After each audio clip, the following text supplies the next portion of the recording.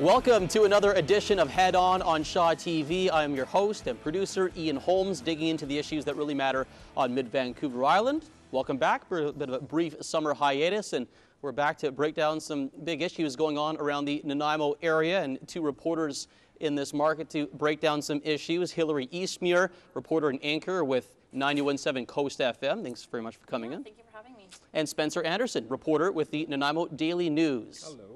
Spencer, let's start with you first on the Colliery Dams issue, the long-standing issue now that doesn't seem to be going away, and it's really not an end in sight, with the city originally pitching to tear down the dams, have a channel going through the Chase River, reestablish that, but that was obviously rebuffed by the people in Hilary primarily, and now it's in limbo in terms of what to do. And effectively right now the dams will stay as is, at least for now, and some short-term mitigating issues. You've done countless stories on this particular issue, Spencer. So what do you read into everything that's happened? It's a very unique situation that's gathered even some media, national media attention. What do you take out of how the city's handled this entire issue? Yeah, I mean, the Globe did a piece on it, I think, too. I think it's definitely the most interesting issue I've ever covered. I've only been a journalist for a few years, but it's definitely an issue that has so many dimensions to it that there's really no end of possible angles to the story. I mean, you're right. Back in October, this issue emerged. It was that the dams were a public safety risk, and the city had voted in camera to remove them, and there was a grassroots reaction to that, opposition within the community, and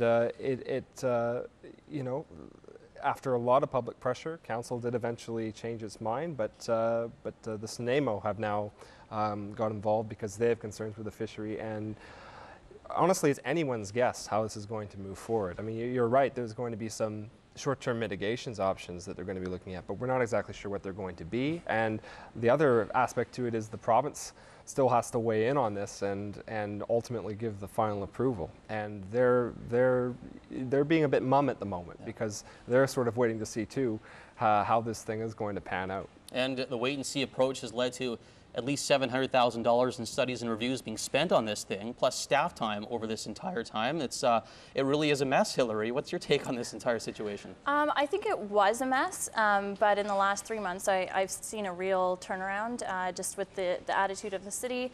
Obviously, there was a huge push from the Colliery Dam Park Preservation Society, and I think it's been incredible to see the community rally around this issue. The city at first seemed reluctant. We had a council meeting where 40 people stood up and poured out their hearts, and at the end of that meeting, it didn't make any difference. It took Chief Doug White from Nanaimo First Nation to stand up and say that he wasn't on board with the plan, and that was the real turning point in the story. And that was pretty amazing to watch. And then just last week, on the Wednesday, there was the meeting where they finally did remove the tender for the removal of the dams, and agree for over the winter to speak more with Nanaimo and the Preservation Society. So I think the city's come a really long way, and to be honest, I've been quite impressed with that shift in the attitude towards the issue. Yeah, just unbelievable the way this is transferred. You talked about the different elements it's taken, so many twists and turns. It's just tough to kind of find out what's going to happen next, but at least looks like, we have a little bit of a roadmap moving ahead with short-term mitigation measures, but beyond that, even it's unclear. It's not much of a roadmap, because I mean, one thing I would add to what Hilary said is actually there was a big shift in May, and that's when council voted in a very close vote to remove the dams this summer. That's not going to happen now, but the plan was to remove the dams this summer and then to begin the process to rebuild them starting sometime next year. I believe summer was the plan. And that was the official resolution, and still is. What changed is Nanaimo Chief, I know I'm mangling that, Doug White, is now is got involved, and as Hilary pointed out, said, look, you have to talk to us about this. Yeah. So really, as I say, it's anybody's guess how this can turn out. I don't think it's at all clear. There's still so many questions that are going to take place, not least of which is the cost. We don't know what the cost is going to be. you're right. We've already spent, the city that is, has already spent quite a bit of money on it already.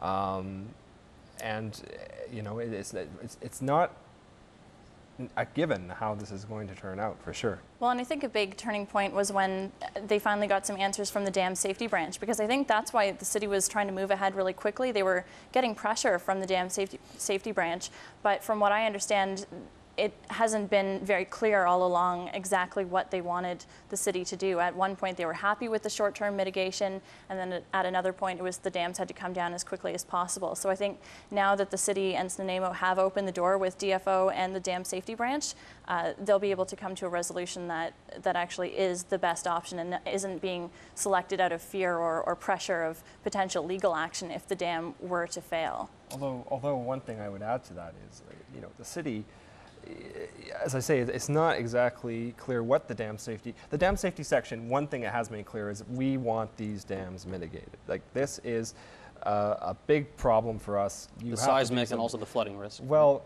just they have to be brought up to a certain standard.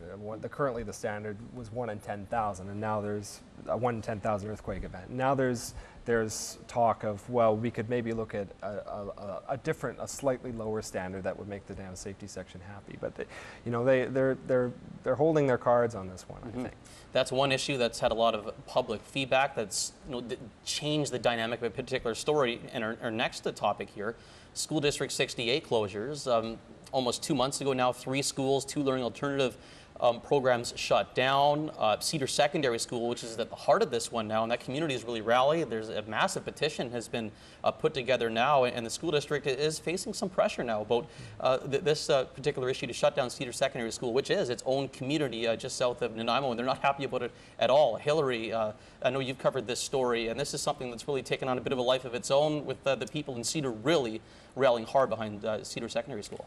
Yeah, absolutely. I know, I can understand with a community school, there's a lot of love in that building, and any change to that is certainly something that hits close to home for all of the students, the parents, the staff, obviously, so I can understand why it's a really passionate issue for them. And now the Regional District of Nanaimo Chair Joe Stanhope has come out saying that he actually wasn't aware that closing Cedar Secondary was part of that, that long-term 10-year enhanced facilities plan.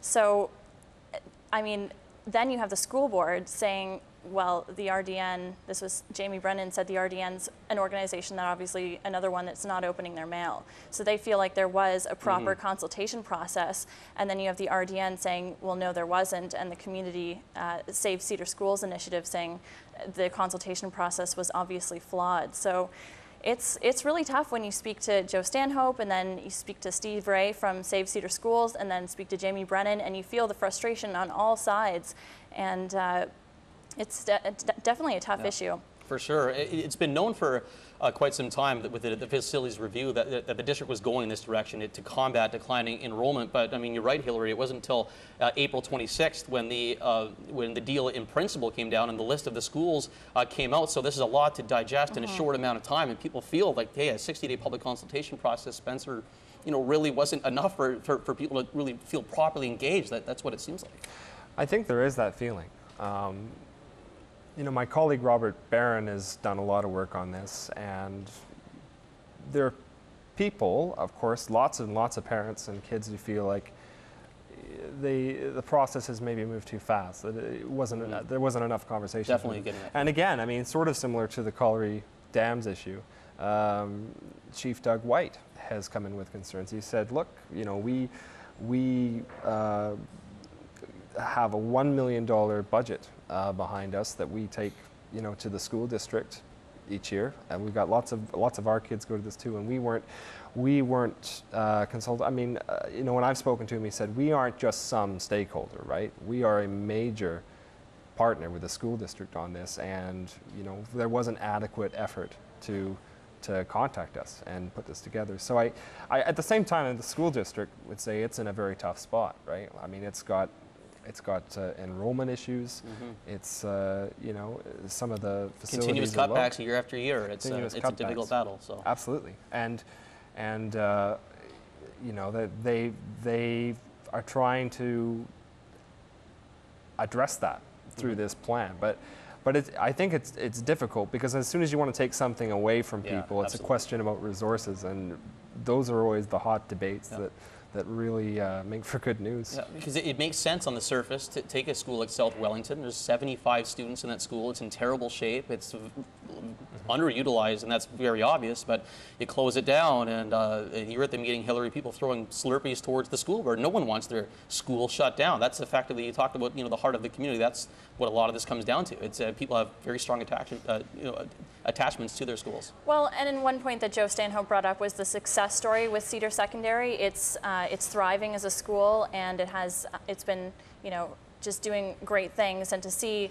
all of the students from that school moved to Nanaimo, bused to Nanaimo for school, and then have that Cedar Secondary School turned into one massive elementary school. I don't think that's an idea that appeals to a lot of people in Cedar, because I know going to a smaller school, it's kind of a cooler experience. Like when you're in one of those big schools, it's, you don't get the same contact, I think, with staff. It can be intimidating when you're an elementary student. One of the most telling things for me was a map that showed all of the schools that are closing, the ones that are staying open, and where the school trustees live. And it was very telling because there are no school trustees living in the area where there are schools closing. So for someone, a parent or student at one of those schools that's closing, you look at that map and say, well, that's why they don't care about my community, because they don't live there. And I don't think that's really the truth, but it's tough when you see a cluster of schools in one community, and you can imagine the impact that it'll have. Got to move over to our next theme here. This city governance review just released, and this consultant's report showing some pretty serious tension between senior staff, councilors, and a link that appears to be hampering decision making. This is a pretty interesting report. All falls into the strategic plan that the city looking to improve their governance. This is a big component of that. And Spencer, that was an interesting report that came out recently. Yeah, it was interesting. They did mention, verbal and physical bullying, altercation. I wrote an article about this recently. I asked the mayor about this and a councillor, and they said they weren't aware of any physical altercations. But the other thing I'm hearing from them is, Nanaimo isn't so different from other municipalities. That is, passions run high sometimes, and occasionally people lose their tempers. But I did think it was very interesting that this appeared in a consultant's report, that this was an issue here, right? You mentioned it not necessarily being unusual, but Hilary, from your perspective, do you think this Nanaimo makes the city look bad per se? I don't know. Like, does it make the city look bad? Potentially.